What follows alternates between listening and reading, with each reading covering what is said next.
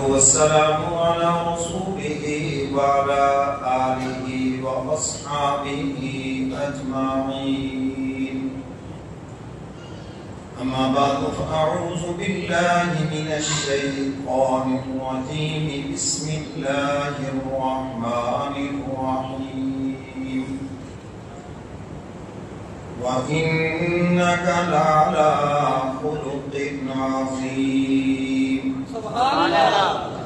صدق الله مولانا العظيم وصدق رسوله النبي الكريم ونحن على ذلك من الشاهدين والشاكرين والحمد لله رب العالمين. درود پاک پڑھیں سب حضرات.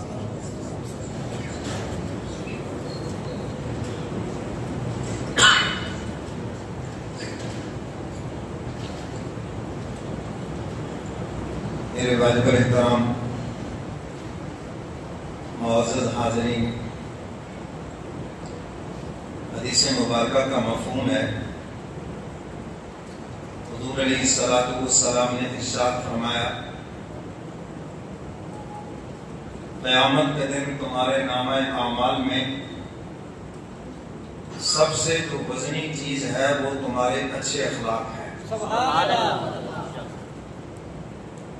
نماز روزے سے، صدقہ خیرات سے، ہر عمل سے جو وزنی چیز ہے فرمایا کہ وہ تمہارے بولو تمہارے اخلاق ہیں.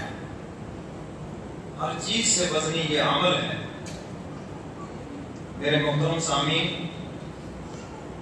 حضور علیہ السلام کے فرمان مبارک کا مفہوم، یہ مفہوم کا لفظ میں اس لیے بولتا ہوں کہ ترجمہ کرنے میں اگر کوئی غلطی ہو جائے، بیان کرنے میں غلطی ہو جائے تو وہ غلطی میری طرف منسوب ہے. آپ علیہ السلام کے فرمان مبارک کے اندر کوئی نقص نہیں ہے، اس لیے مفہوم کا لفظ بولتا ہوں. حضور فرماتے ہیں بعثت لأتمم مکارم الاخلاق، فرمایا میں تو بھیجا گیا ہوں اخلاق کی خوبیوں کو پورا کرنے کے لیے.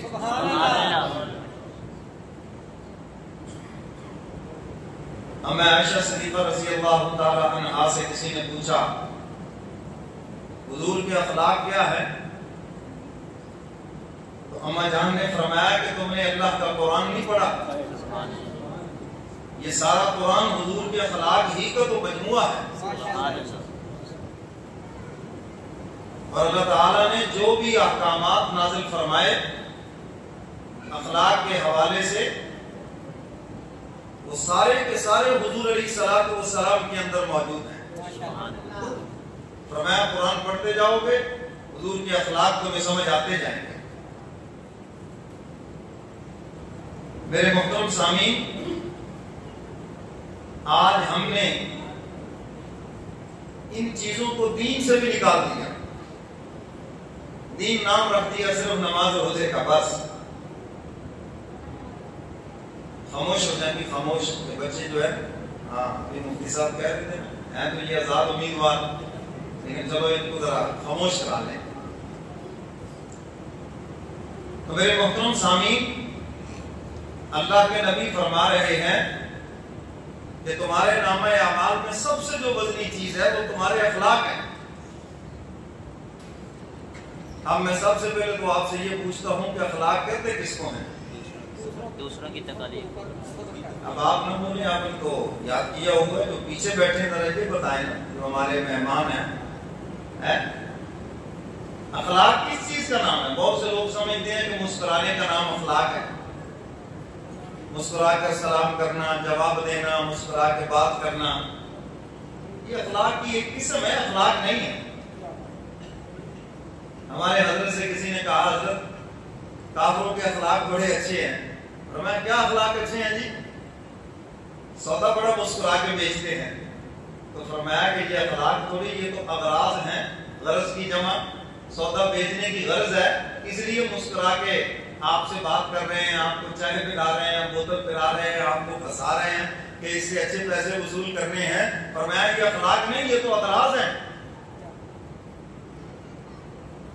مزہ تو تب ہے کہ کوئی بھی نارج نہ ہو اور پھر آپ کی ایسے خدمت کرے، پھر تو پتا چلے.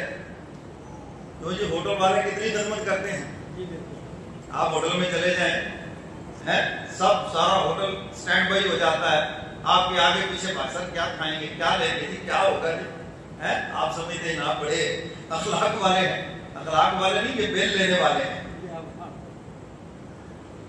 اخلاق اور چیز ہے. یہی تو میں نے آج آپ کو بتانا ہے کہ اخلاق کیا چیز ہے، کس چیز کا نام اخلاق ہے. اور جو ہمارے ذہنوں میں ہے جی بس مسکرا کے مل لیں، بس جی ہنس کے بات کر لیں، بس جی بھئی یہ ایک اخلاق کی قسم ہے. اور ہم سے جس چیز کا مطالبہ کیا جا رہا ہے اس کا دائرہ بہت وسیع ہے. اگر صرف اتنی بات ہوتی تو حضور علیہ الصلوۃ والسلام یوں کو ارشاد فرماتے کہ میں تو اخلاق کی خوبیوں کو پورا کرنے کے لیے بھیجا گیا ہوں. اس کا مطلب یہ ہے کہ یہ بہت بڑا سمندر ہے، یہ تو ایک بہت بڑا دریا ہے. تو میرے محترم سامعین، شیخ الاسلام حضرت مولانا مفتی تقی عثمانی صاحب دامت برکاتہم العالیہ حضرت فرماتے ہیں کہ اخلاق نام ہے دل کی کیفیات کا. اخلاق نام ہے کس کا؟ دل کی کیفیات. یہ لفظ یاد کرنا بھی تشریح کرتا ہوں. فرمایا اخلاق نام ہے دل کی کیفیات کا. یہ ملنا ملانا بعد میں ہو جائے گا، ذرا یہ دھیان سے سنیں، اس کو ذرا توجہ سے سنو گے ابتدائی باتیں تو اگلی باتیں سمجھ آئیں گی. اگر یہ آپ کے دل میں نہیں بیٹھی تو پھر آگے بات سمجھ نہیں آئے گی. اخلاق نام ہے دل کی کیفیات کا. اگر آپ کی دل کی کیفیات اچھی ہیں، جذبات اچھے ہیں تو آپ بااخلاق ہیں. اور اگر دل کا برا ہے، جس کو آپ کھوٹا کہتے ہیں، منافق کہتے ہیں، جذبات برے ہیں تو اس کے برے اخلاق ہیں. اور انبیاء علیہ الصلوۃ والسلام نے دلوں کے اوپر محنت کی ہے. ان کی محنت کا میدان انسانوں کے دل ہے. دماغوں پر محنت نہیں کی، دلوں پر محنت کی. اور اللہ کے نبی نے فرمایا تمہارے جسم میں ایک ٹکڑا ہے، لوتڑا ہے، اگر وہ ٹھیک ہو جائے سارا جسم ٹھیک ہے، اور اگر وہ خراب ہے تو سارا جسم خراب ہے. اور میں خوب کان کھول کے سن لو تو تمہارا دل ہے. دل اگر جسمانی طور پر خراب ہو جائے، آدمی بیمار ہو جاتا ہے، 2 قدم چل نہیں سکتا، سانس پھولنے لگے گا، سیڑھیاں چڑھ نہیں سکتا. اور اگر دل روحانی طور پر خراب ہو جائے، سارے اعمال بیکار ہو گئے. منافق کے اعمال کی کوئی قدر و منزلت نہیں، دل کے کھوٹے انسان کی کوئی قدر و منزلت نہیں معاشرے کے اندر. آپ بھی بربلا کہتے ہیں، ویسے تو سب ٹھیک ہے پر ٹڈو کھوٹا ہے. تو جی کہتے ہیں نہیں کہتے. اچھا آپ کو پتا ہے تو اللہ کو پتا نہیں ہے؟ بولو بھئی آپ کو اگر ایک کھوٹے انسان کا پتا ہے، ظاہری طور پر تو اس کے عذاب پورے ہیں، آنکھیں بھی ہیں، کان بھی ہے، سر بھی ہے، ہاتھ بھی ہے، سب ٹھیک ہے. آپ کہتے ہیں دل کا کھوٹا ہے. کھوٹا سکہ جیسے دنیا کے بازار میں نہیں چلتا، ایسے کھوٹا سکہ خدا کے دربار میں بھی نہیں چلتا. یہ کھوٹ ہی تو نکالنا ہے یہاں پر. تو میرے محترم سامعین،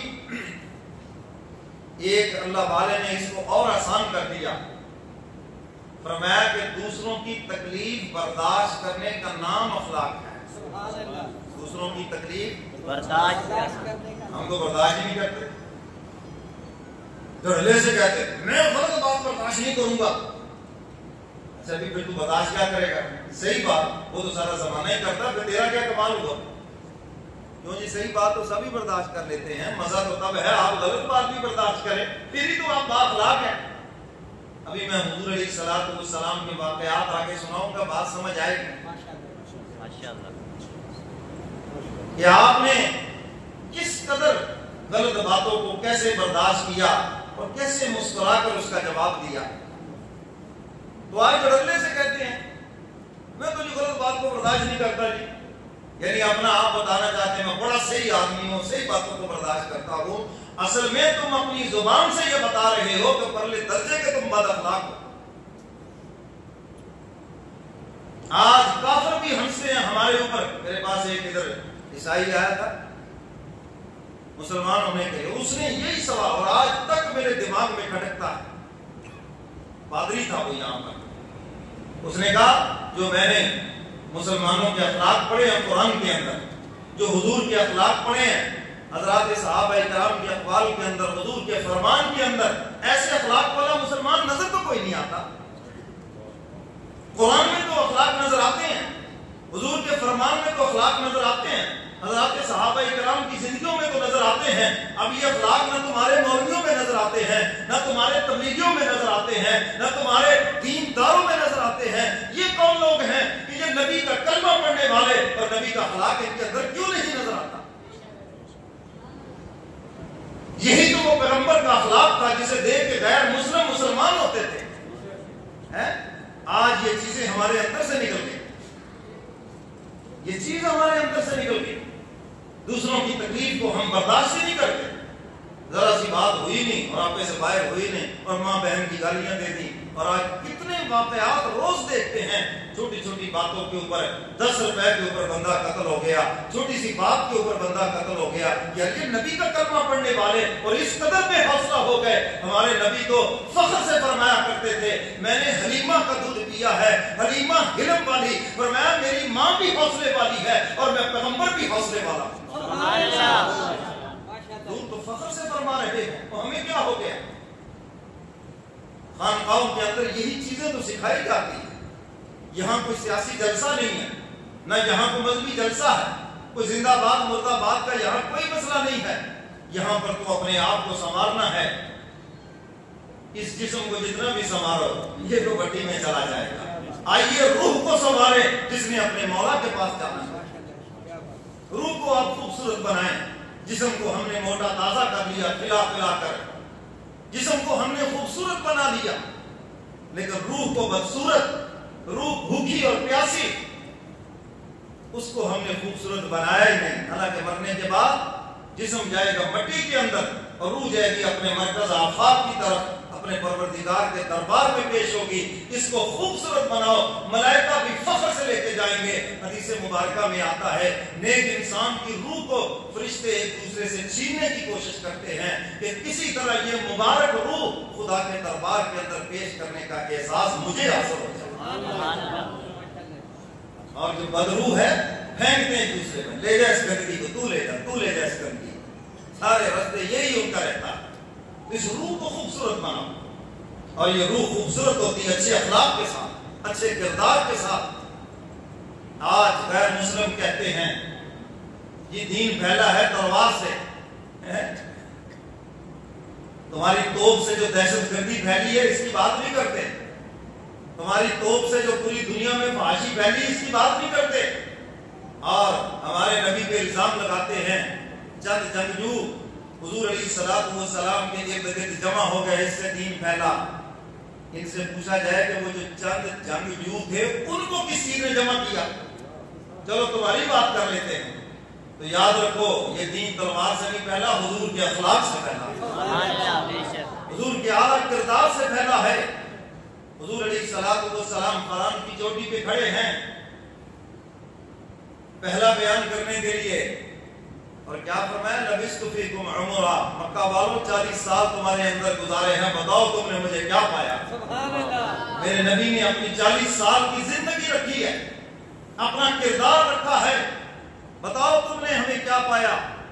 سب بیک زبان بولنے لگے، اے آمنہ کے لال، ہم نے آپ کو کئی مرتبہ آزمایا، لیکن جب بھی آزمایا آپ کو ہم نے سچا پایا۔ سبحان اللہ۔ اسی لیے تو ہم آپ کو صادق اور امین کہتے ہیں۔ تو میرے محترم سامعین، دین حضور کے اخلاق سے پھیلا ہے۔ تو اخلاق نام اس دل کی کیفیات کا ہے۔ اگر آپ کی دل کی کیفیات اچھی ہے آپ با اخلاق انسان ہیں، اور اگر دل کی کیفیات بری ہیں تو پھر آپ نماز روزے میں جتنا مرضی آگے چلے جائیں لیکن ہیں بد اخلاق۔ اللہ اکبر۔ اب یہ پتہ کیسے چلے گا؟ آئیے جو فطرتی چیزیں ہیں کیا ہم ان میں اعتدال پر ہیں یا حد سے تجاوز کیے ہوئے ہیں؟ اگر ہم اعتدال پر ہیں تو با اخلاق ہے، اور اگر اعتدال سے نکل گئے تو بد اخلاق ہے۔ اب آئیے فطرتی چیزیں، ہر انسان کے اندر غصہ ہے، یہ ایک فطرتی چیز ہے۔ اگر تو آپ کا غصہ اعتدال پر ہے آپ با اخلاق ہیں، اور اگر آپ کا غصہ اعتدال پر نہیں تو آپ بد اخلاق کا پرلے درجے کے۔ آج یہاں دیکھو ماشاءاللہ حاجی صاحب ہیں، ہر سال حج کرتے ہیں، عمرہ کرتے ہیں، لیکن ذرا سی بات ہو جائے ملازم سے ماں بہن کی گالیاں دینے سے گریز نہیں کرتے، حالانکہ عزتیں تو سب کی برابر ہوتی ہیں۔ کیوں جی؟ کلمہ پڑھا اس نبی کا. حضرت انس رضی اللہ تعالیٰ عنہ فرماتے ہیں میں 10 سال تک حضور کا خادم رہا اور 10 سال کے عرصے میں نہ حضور نے مجھے گالی دی اور نہ کبھی ڈانٹا. فرمایا جب بھی مجھے سمجھایا تو پیار سے سمجھایا. 10 سال کا عرصہ، 10 دن نہیں، 10 گھنٹے کی بات نہیں کر رہا، 10 سال کا عرصہ. کہتے ایک مرتبہ حضور نے مجھے بھیجا کسی کام کے لیے اور میں وہ بھول گیا، بچہ تھا، بچوں کے ساتھ کھیلنے لگا. حضور تشریف لائے اور مجھے دیکھا، کہا بھیجا کدھر کھڑے ہو؟ کچھ نہیں کہا، ڈانٹا بھی نہیں، اور حضور وہ کام خود کر کے آگے. ہم نے بھی تو اسی نبی کا کلمہ پڑھا ہے، اسی پیغمبر کے غلام ہیں، ہمیں کیا ہو گیا؟ ذرا سی بات ہوتی ہے ملازم سے، وہ بھی انسان ہے، وہ بھی تو انسان ہے. ان کو گالیاں مارنا، اور کتنے اخباروں میں آ رہے ہیں ملازمہ کو قتل کر دیا، ملازم کو قتل کر دیا، یہ نقصان. وہ خدا کے بندو، تم نبی کے امتی ہو، اس پیغمبر کے اخلاق دیکھو اور اپنے آپ کو دیکھو، ہم کہاں کھڑے ہیں. تو میرے محترم سامعین، اسی لیے تو اللہ کے محبوب فرما رہے ہیں قیامت کے دن نامہ اعمال میں یہ سب سے وزنی چیز ہوگی تمہارا بااخلاق ہونا. آج ہمارا غصہ اعتدال پر نہیں ہے. صاحب بہادر کو اتنا غصہ آتا ہے کہ پھر آپے سے باہر ہو جاتے ہیں. ابھی جیسے مفتی صاحب بتا رہے تھے نا، مسجد میں جو بابا جی تشریف لاتے ہیں غصے کے مارے ہوئے، وہ گھر والوں نے نکالا ہی اسی لیے، جاؤ مسجد میں جاؤ جی، تشریف جاؤ، جا کے اللہ توبہ کرو، تھوڑا آخری ٹائم ہے کام ہے. اور وہ پوری مسجد کی شامت آئی ہوئی ہوتی ہے. ذرا سا کوئی جناب بچہ چیخ پڑا، وہ آپے سے باہر ہو گئے. ہر مسجد میں ایک آدھا ہوتا ہے، جہاں بھی چلے جائے ایسا نمونہ تمہیں مل جائے. مجھے تو ابھی تک ایسی مسجد کوئی نہیں ملی جہاں کوئی نمونہ ایسا نہ ہو. ایک آدھا ضرور ہوتا ہے، بعض جگہ زیادہ بھی ہوتے ہیں. تو میرے محترم سامعین، آج ہمارا غصہ ہمارے کنٹرول میں نہیں ہے، اور حدیث مبارکہ کا مفہوم ہے غصہ ایمان کو ایسے کڑوا کر دیتا ہے جیسے ایل و شہد کو کڑوا کر دیتا ہے.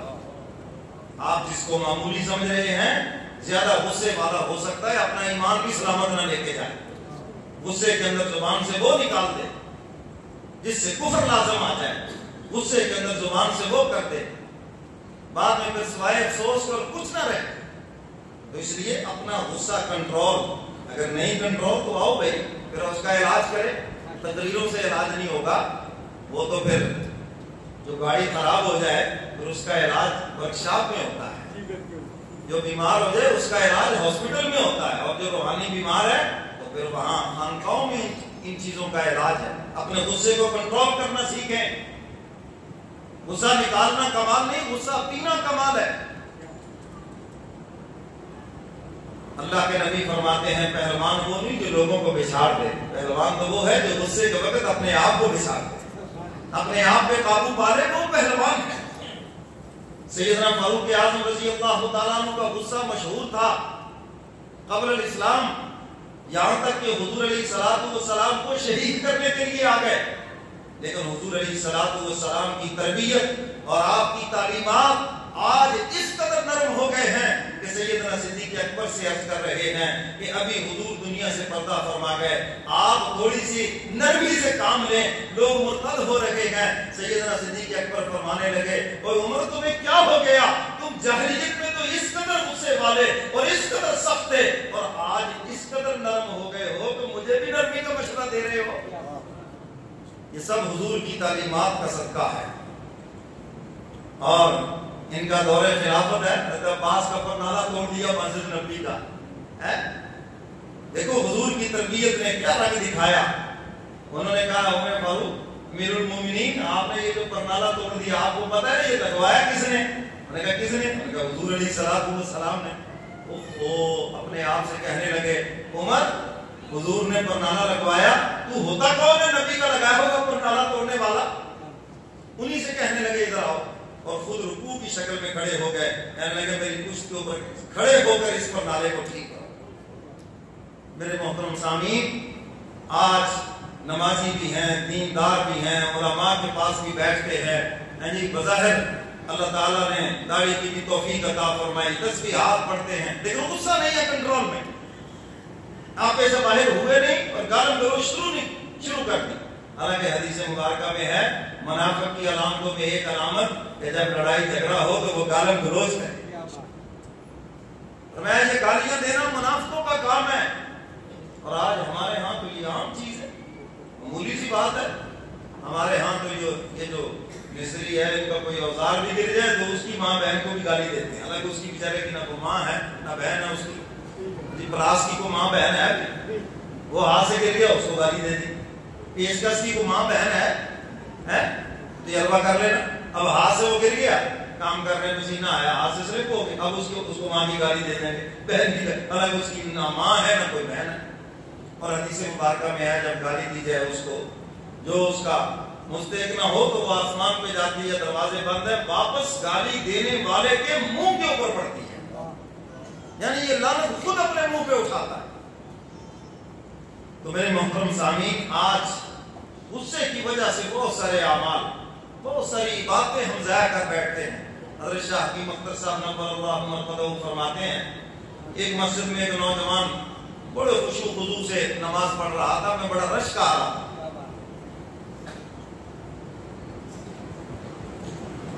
فرماتے ہیں کہ جب اس نے نماز سے سلام پھیرا, میری طرف دیکھو, یہ دائیں ہاتھ عموماً لوگوں کی عادت ہوتی ہے سب پہ رکھ کے بیٹھ گیا.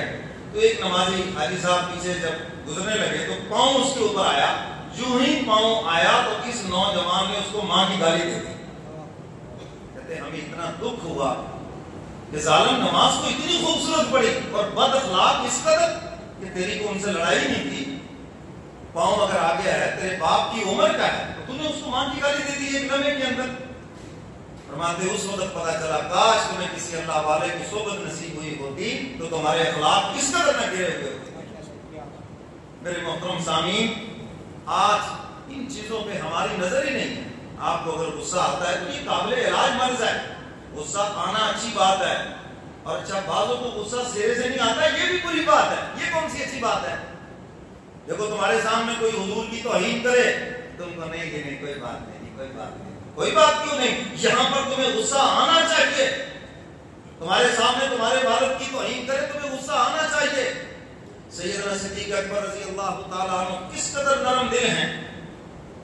یہودیوں کا مجمع ہے اور ان کا مربی, ان کا عالم جو بھی ہے وہ تقریر کر رہا ہے, اور پتہ کیا کہنے لگا, مسلمانوں کا خدا جو ہے نا جی وہ غریب ہو گیا ہے, اب وہ قرضے مانگ رہا ہے, اس سے خدائی چل نہیں رہی. سیدنا صدیق اکبر رضی اللہ تعالیٰ عنہ کو جلال آیا, بڑے مجمع میں تشریف لے گئے, 2-3 ادھر سے تھپڑ, 2-3 ادھر سے تھپڑ.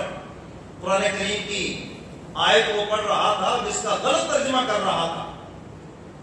قرآن پاک کی جب یہ آیت مبارکہ نازل ہوئی نا, فرمایا من ذا الذی یقرض اللہ قرضا حسنا فیضاعفہ لہ اضعافا کثیرا. اب تعالیٰ فرماتے ہیں کون ہے جو ہمیں قرض حسنا دے اور تمہارا دیا ہوا ہم کھا نہیں جائیں گے, بلکہ ہم دگنا چگنا کر کے تمہیں واپس لوٹا دیں گے. ایک دانہ گندم کا ڈالتے ہو, دیکھو ہم کتنے دانوں میں تمہیں واپس کر دیتے ہیں. ہم تمہارا دیا ہوا کھا نہیں جائیں گے. کون ہے ہمیں قرض حسنا دے؟ اصل میں حق تعالی محبت میں ہی اپنے بندوں کی زبان بول رہے ہیں. قرضے ہم لیتے ہیں نا, ہمارے ملک کو قرضہ مل جائے او خوشیاں مناتے ہیں, ہمارے حکمران مناتے ہیں, مناتے ہیں. تو انہوں نے کون سا دینا ہے, دینا تو آپ نے, آپ پر ٹیکس لگے گا.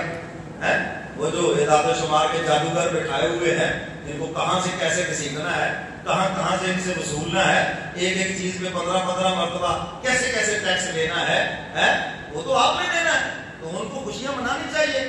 یہ فلاں جگہ سے اتنے ڈالر آ گئے, سلاب الخان کے نام پہ آ گئے, فلاں آ گیا, فلاں امداد, ان کو واقعی خوشیاں منانی چاہیے. انہوں نے کون سا واپس کرنے, واپس وہ آپ نے کرنے ہیں.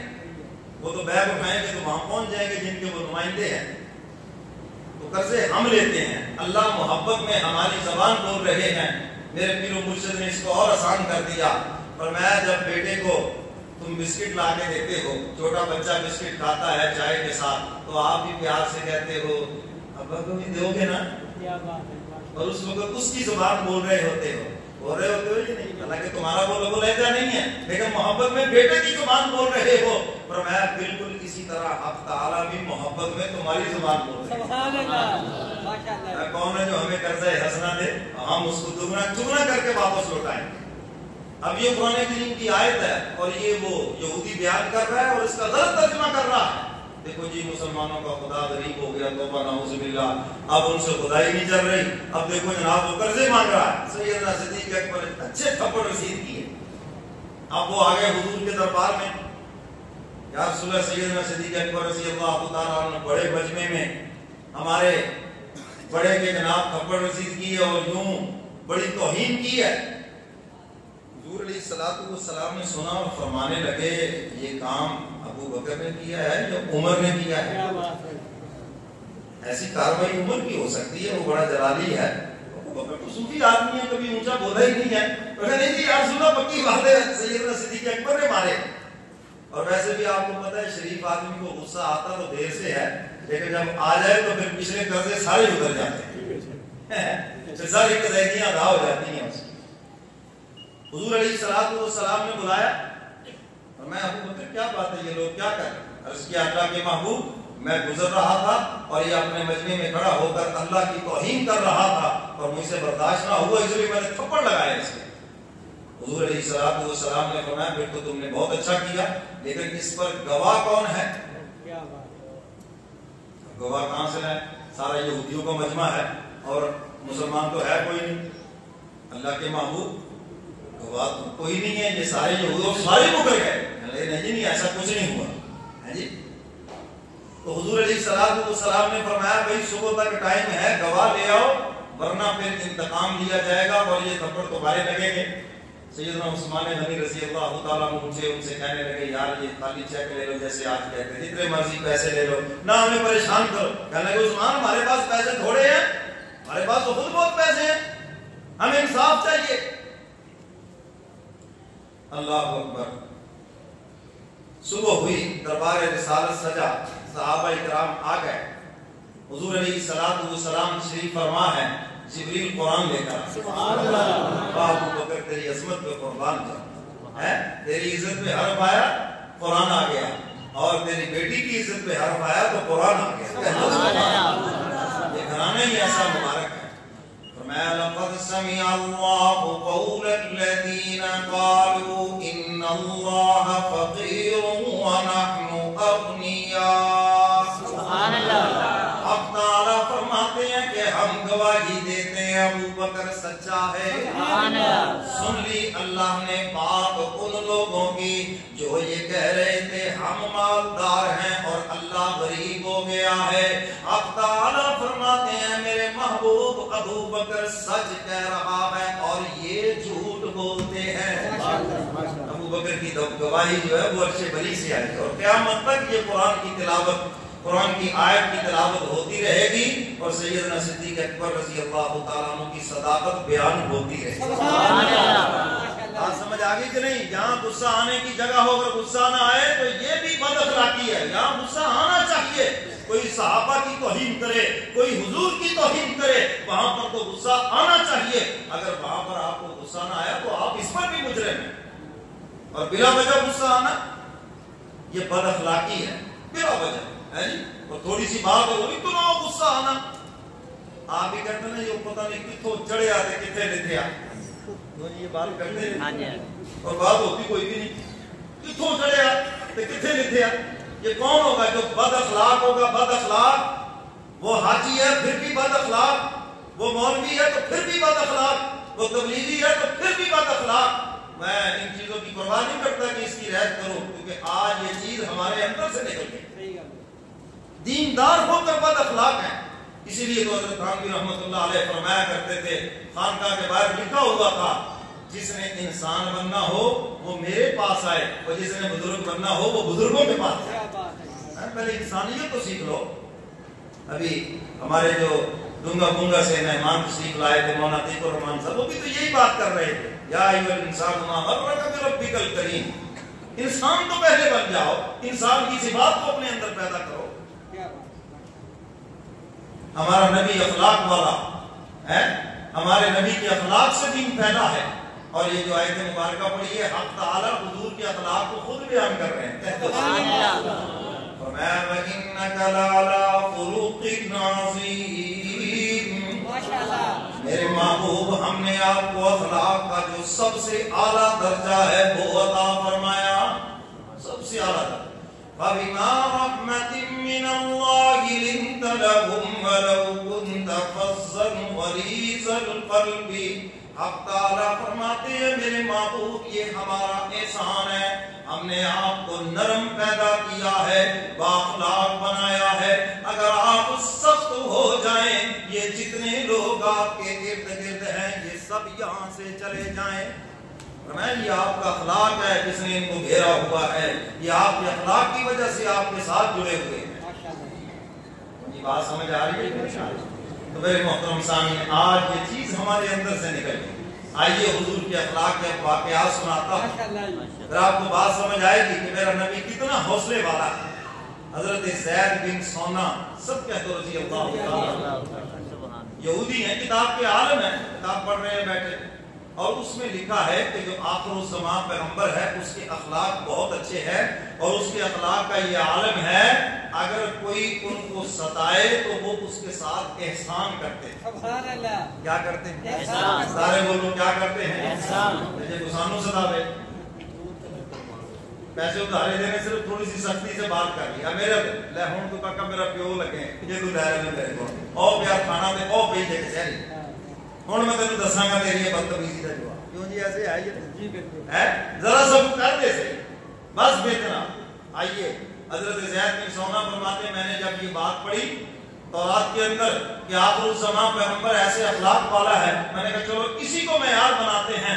मैं हुजूर का इम्तिहान लेता हूँ, अगर हुजूर इस पे पूरे उतरे तो कलमा पढ़ के मुसलमान हो जाओ। अब हुजूर को तो कोई पता नहीं है। सैयदना सिद्दीक़ अकबर साथ है, सैयदना फारूक आज़म साथ है, हुजूर तशरीफ ले जा रहे हैं। हजरत ज़ैद बिन सौना आ गए, मेरी तरफ देखो, अपनी चादर हुजूर की गर्दन में डाली। आप अलैहिस्सलातु वस्सलाम की जो गर्दन मुबारक थी वो चांदी से भी ज्यादा सजा है, और गर्दन में डालकर बल देने लगे और साथ ही शोर भी करने लगे जैसे होता है पैसे लेने वालों का। हुजूर अलैहिस्सलातु वस्सलाम ने असल इनसे कुछ कर्ज लिया था और 1 महीने की मुद्दत मुकर्रर थी। इसने जानबूझकर, अभी महीना पड़ा था, 1-2 दिन हुए थे, जानबूझकर जी आप आले हाशम लोगों के पैसे मांगते हैं, मेरा कर्ज ले लिया, कर्ज नहीं दे रहे वापस। हुजूर अलैहिस्सलातु वस्सलाम ने फरमाया ठहरो, बात होती 1 महीने की बात। सैयदना फारूक आज़म रज़ी अल्लाह तआला ने तलवार निकाल ली, या रसूलल्लाह हमारे सामने ऐसी बदतमीजी, आप इजाजत दें अभी मैं इसकी गर्दन उड़ाता हूं। हुजूर फरमाते हो ठहरो जरा सब्र करो। मैं भी बात तो 1 महीने की है, उन्होंने कहा नहीं बस मुझे अभी चाहिए। मैं चलो ठीक है अभी देते सब्र करो। आपने बिलाल हबशी को बुलाया, फरमाया कि इनका कुछ हदिये आए थे हुजूर की खिदमत में, फरमाया इनका ये कर्ज अदा कर दे, जो कुछ भी था, को आटा था, को गंदम को जो भी था, फरमाया दे दो। और साथ ही हुजूर ने फरमाया ये जो इसने बदतमीजी की है इस पर थोड़ा सा ज्यादा दे दो। सुभान अल्लाह। जो इसने बदतमीजी की है इस पर थोड़ा सा ज्यादा दे दो। दोगे ज्यादा फिर इंशाअल्लाह? बोलो तो सही, बोलो तो सही, इरादा तो कर लो इंशाअल्लाह। हमारे जमात वाले कहते तो इरादा ही कर लो, इरादा तो कर लो है। अगर कोई तुम्हारे साथ बदतमीजी करे तुम उसके साथ एहसान करो, ये हमारे नबी की सुन्नत है, ये है नबी का तरीका। हुजूर अलैहिस्सलातु वस्सलाम ने फरमाया कुछ ज्यादा दे दो। अब जब ज्यादा दे दिया, वो तो आजमा रहे थे हुजूर को कि मैंने बदतमीजी की, हुजूर ज्यादा दे रहे हैं, मैंने जनाब बातें की, बजाय इसके कि हुजूर कहते कि मैंने देना ही नहीं है या महीने के बाद ही मिलेगा, और हुजूर अलैहिस्सलातु वस्सलाम ने सब कुछ नकद दे दिया, सब उठाया और हुजूर के कदमों में गिरा दिया। अर्ज करते कमली वाले पैगंबर ये तो सब आजमाने के लिए किया है कि आप वाकई इतने आला अखलाक वाले हैं, मेरी समझ में बात नहीं आ रही थी, मुझे भी कलमा पढ़ा के अपने गुलामों में शामिल कर दिया।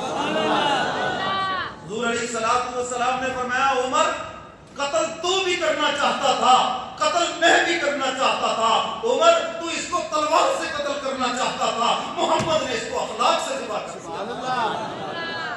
ज़िबा तू भी करना चाहता था, ज़िबा मैं भी करना चाहता था, फर्क ये है तू तलवार से ज़िबा करना चाहता था, मैंने इसको अखलाक से ज़िबा कर दिया। ये मेरे पैगंबर के अखलाक हैं, ये है मेरे पैगंबर का हौसला। हुजूर अलैहिस्सलातु वस्सलाम दरख्त के नीचे लेटे हुए हैं, एक काफिर आ गया, उसने कहा मौका है, हुजूर अकेले हैं, नीकर का दरख्त है, उसने जनाब तलवार हाथ में ली, मैं यमनऊका मिन्नी, कौन बचाएगा मुझसे? हुजूर बेदार हुए, देखा तलवार लेके खड़ा है। हुजूर अलैहिस्सलातु वस्सलाम से क्या, कौन बचाएगा मुझसे? अब हुजूर फरमाते हैं अल्लाह। कौन बचाएगा? अल्लाह। बचाने वाला कौन है? अल्लाह। सारे बोलो बचाने वाला कौन है? अल्लाह। अब जब हुजूर की जुबान से अल्लाह का नाम सुना, कांपा और तलवार हाथ से गिर गई। हुजूर ने उठा ली, फरमाया नहीं हम लोग मिलनी, अब बता तुझे कौन बचाएगा? अब उसने आगे से क्या कहा? हुजूर मुझे आपसे आपका अखलाक बचाए। सुभान अल्लाह। काफिर भी जानते हैं कि मेरे कमली वाले पैगंबर इस कदर अखलाक वाले। हुजूर ने रास्ता छोड़ दिया, जाओ चले जाओ। तो मेरे मोहतरम सामीन, हमने भी तो इस नबी का कलमा पढ़ा है, हमें क्या हो गया? दीनदार होकर बदअखलाक हैं। क्यों बदअखलाक हैं हम? हमारे अंदर हौसला नहीं है, हम गालियां देते हैं, हम गुस्से से आपे से बाहर होते हैं, मुलाजिमों को गालियां देते हैं, मतहतों को गालियां देते हैं। हुजूर क़यामत के दिन जब पूछेंगे जालिमों कलमा मेरा पढ़ा, मेरे अखलाक सुनते भी थे, बयान भी करते थे, किताबों में मौजूद भी था, लेकिन तुम अमल क्यों नहीं करते थे इसके ऊपर? मेरे मोहतरम सामीन, आज इसकी बड़ी कमी है। इस वजह से हमारे घरों में लड़ाइयाँ, इस वजह से हमारे कारोबारी लड़ाइयाँ, इस वजह से हमारी पड़ोसियों से लड़ाइयाँ, इसी वजह से हमारे दोस्तों से लड़ाइयाँ। क्यों? हमारे अंदर बर्दाश्त ही नहीं है। और अल्लाह रब्बुल इज्जत ने कुरान पाक में जो अपने प्यारों की निशानी बताई, मैं तुम्हें बताऊं जो मेरे प्यारे हैं, जिनसे मैं प्यार करता हूँ और वो मुझसे प्यार करते हैं, अल्लाह ने उनकी निशानी बताई। सुभान अल्लाह। अल्लाह फरमाते वल काज़िमीन अल गैज़, जो मेरे प्यारे हैं वो गुस्से को पीने वाले हैं। खुदा के प्यारे कौन है? गुस्से को पी जाने वाले। सारे बोलो कि खुदा के प्यारे कौन है? गुस्से को पीने वाले। तो गुस्सा पीना सीखो, दोस्तों को माफ करना सीखो, रिश्तेदारों को माफ करना सीखो, अजीज़ो अक़ारिब को माफ करना सीखो। इंतकाम में कुछ नहीं रखा। हम इंतकाम के जज्बे से अंदर से अपने आप को क्या कहते हैं, वो अपने आप को अज़ियत में मुब्तला कर रखा, इंतजार में है मेरी दाल तले आने फिर दसना है, आने टाइम आने मौलवी साहब टाइम आने बताएंगे इनको हम ये क्या है। ये इंतकाम के जज्बे हैं। तो इस इंतकाम ने आपको खुद को बेसुकून कर दिया, तो ये चीज निकाल दें अपने अंदर से। हदीस मुबारका में आता है क़यामत के दिन ऐलान होगा, कौन है जो मेरे बंदों के कसूर को माफ करने वाले? कौन है? आ जाओ। थोड़े से बंदे आएंगे, अल्लाह फरमाएंगे ये शान तो मेरी है, बंदों को माफ करना ये तो मेरी शान है, और तू मेरे बंदों को मेरी रजा के लिए माफ करता था, जाओ बगैर हिसाब किताब के हमने तुमको माफ कर दिया। इतना बड़ा अमल है। मेरे मोहतरम सामीन, आज गुस्से को कंट्रोल करना सीखे। हम बेलगाम हैं इसके अंदर। अभी तो मैंने एक बात की, आगे चलता इसको कंट्रोल करना सीखे। और ये कंट्रोल होता है अल्लाह वालों की सोबत से। वहां पर जब जाकर एक एक बात बताई जाती है, जब बताएंगे कि मुझे औलाद पे गुस्सा आता है, बच्चों पे आता है, मतहतों पे आता है। और वैसे ये गुस्सा है भी बड़ा होशियार, आता ये कमजोर पर है, ताकतवर पर तो आता ही नहीं है। मुझे कभी किसी ने कहा मुझे एसएचओ पे बड़ा गुस्सा आया, जाओ कह के देखो इतना लंबा बुलीतरा सा निकालेगा ना, सारा गुस्सा उधर ही ठीक हो जाएगा। क्यों जी? गुस्सा आता है कमजोर पर। और मेरे मुझसे फरमाया करते थे गुस्सा भी बड़ा चालाक है, एक बस पे आता है, ताकतवर पे नहीं आता। चुप करके खड़े रहते हैं, ये बड़ा चालाक है गुस्सा। अल्लाह अकबर। तो मेरे मोहतरम सामीन, आज हमारा गुस्सा हमारे कंट्रोल में, इसलिए हजरत थानवी रहमतुल्लाह अलैह ने कुर्रा हजरात को भी कहा है बच्चों को इतना ना मारे, जल्लाद बनकर ना मारे, क़यामत के दिन इसका भी मुआवजा होना है आपसे। इतनी उसकी हदीस मुबारका में सराहतन मौजूद है। एक सहाबी अपने गुलाम को डांट रहे थे, हुजूर ने फरमाया सुनो, जितना इसका जुर्म है उतना ही डांटो, और जो इससे ज्यादा होगा इसका हिसाब तुम्हें देना होगा। तो इसी पर ये कुर्रा हजरात, अगर बच्चे ने उसको बच्चे जो सबक याद नहीं, कोई बात नहीं, 10 दिन बाद में आफत बन जाएगा, कौन सी क़यामत आ जाएगी है, महीना बाद में बन जाएगा, कौन सी क़यामत आ जाएगी, फिर क्या हो गया, जुर्म कर लिया, बच्चे जो हो गए। इसलिए इतना गुस्सा आना और उनको मारना, हज़रत थानवी रहमतुल्लाह अलैह फरमाते ये गलत है। बल्कि हज़रत ने फरमाया जब गुस्सा हो डांट डपट ना करें, ना अपनी औलाद की, ना अपने शागिर्दों की, ना अपने मुरीदीन की, क्योंकि इंसान इक़्तिदार पे नहीं रहता। और फरमाया बाद में मसनूई गुस्सा पैदा करके डांट डपट की जाए, फिर इंसान इक़्तिदार पे रहता है और फिर उसकी इस्लाह भी होती है। और जहां आप गुस्सा निकालेंगे औलाद झीठ हो जाएगी, शागिर्द झीठ हो जाएंगे, आपका गुस्सा तो निकल जाएगा, लेकिन सामने वाले की कोई तरबियत नहीं। समझ आ रही है बात में? तो इसलिए मेरे मोहतरम सामीन, अपने गुस्से को कंट्रोल करना सीखें। حضور अलैहिस्सलाम की यही तो तालीमात है और हज़रात सहाबा किराम की ऐसी तरबियत फरमाई, ऐसी तरबियत फरमाई। कितनी चीजें तबीयत के खिलाफ होती हैं और इंसान उसको बर्दाश्त करना चाहिए लेकिन बर्दाश्त नहीं करता। आप अलैहिस्सलाम ने ये सब कुछ हमें करके दिखाया। अच्छा मजे की बात देखें, ये जो आखिरी लोग हैं ना कुर्बे क़यामत के, हुजूर पता हमसे कितनी मोहब्बत फरमाते थे। एक दिन सहाबा से पूछा बताओ कि सबसे ज्यादा काबिल ताज्जुब ईमान किन का है? सहाबा ने अर्ज किया अल्लाह के महबूब फरिश्तों का। मैं फरिश्तों को क्या हुआ कि वो ईमान ना लाए, अल्लाह के पास देख रहे हैं। अच्छा या रसूल अल्लाह फिर अंबिया, मैं अंबिया को क्या हुआ, वही आ रही। या रसूल अल्लाह फिर हमारा, मैं तुम्हें क्या हो गया, तुम्हारे सामने नबी मौजूद, कुरान मौजूद है। या रसूल अल्लाह फिर आप ही बताएं। फरमाया जो सबसे बाद आखिर में आएंगे उनके पास फितने ही फितने होंगे लेकिन इसके बावजूद वो ईमान पे कायम रहेंगे। हुजूर फरमाते हैं मेरा जी चाहता है कि काश वो आए और मैं उनको अपने सीने से हुजूर ने इतनी मोहब्बत का इजहार फरमाया, ये हद नहीं है उनकी मोहब्बत की, इंतहा नहीं करती। और मैं अक्सर कहा करता हूँ किसी को अपने इकलौते बेटे से इतनी मोहब्बत नहीं है जितनी हुजूर को अपने एक एक उम्मती से मोहब्बत है, एक एक उम्मती से प्यार है। और कहने वाले ने खूब कहा है ना, हमें अपना वो कहते